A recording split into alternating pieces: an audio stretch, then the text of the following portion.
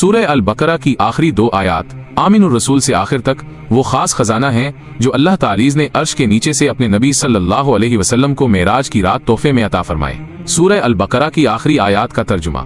रसूल इस पर ईमान लाया जो उसके रब की तरफ से उस पर उतारा गया और मोमिन भी ईमान लाए, सब अल्लाह पर, उसके फरिश्तों पर, उसकी किताबों पर और उसके रसूलों पर ईमान लाए। वो कहते हैं कि हम उसके रसूलों में से किसी के दरमियान फर्क नहीं करते, और उन्होंने कहा कि हमने सुना और माना। ए हमारे रब, हम तेरी बख्शिश चाहते हैं और तेरी ही तरफ लौट कर जाना है। अल्लाह किसी जान पर उसकी ताकत से ज्यादा बोझ नहीं डालता। इसने जो नेकी कमाई उसका फायदा उसी को है, और जो बुराई समेटी उसका वबाल उसी पर है। ए हमारे रब, अगर हम भूल जाएं या चौक जाएं तो हमारा मुआवजा ना करना। ए हमारे रब, हम पर वो बोझ न डाल जो तूने हमसे पहले लोगों पर डाला था। ए हमारे रब, हमसे वो बोझ ना उठवा जिसकी हमें ताकत नहीं।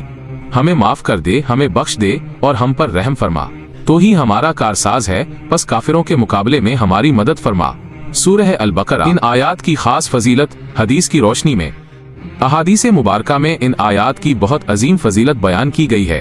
किफायत करने वाली रसूलुल्लाह सल्लल्लाहु अलैहि वसल्लम ने फरमाया, जो शख्स रात के वक्त सूरह अल बकरा की आखिरी 2 आयात पढ़ ले, वो उसे हर आफत और शर से बचाने के लिए काफी हो जाएंगी।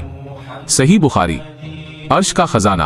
आप सल्लल्लाहु अलैहि वसल्लम ने फरमाया, मुझे सूरह अल बकरा की ये आखिरी आयात अर्श के नीचे मौजूद खजाने से दी गई हैं, जो मुझसे पहले किसी नबी को नहीं दी गईं। एक बार जिब्राइल अलैहिस्सलाम नबी करीम सल्लल्लाहु अलैहि वसल्लम के पास बैठे थे कि ऊपर से एक आवाज आई।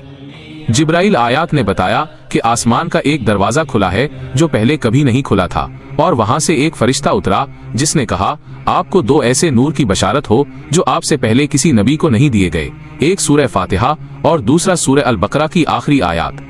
सही मुस्लिम। मेराज के इस तोहफे का पैगाम। ये आयात उम्मत मोहम्मदिया के लिए अल्लाह की तरफ से बहुत बड़ी रियायत और आसानी का ऐलान है।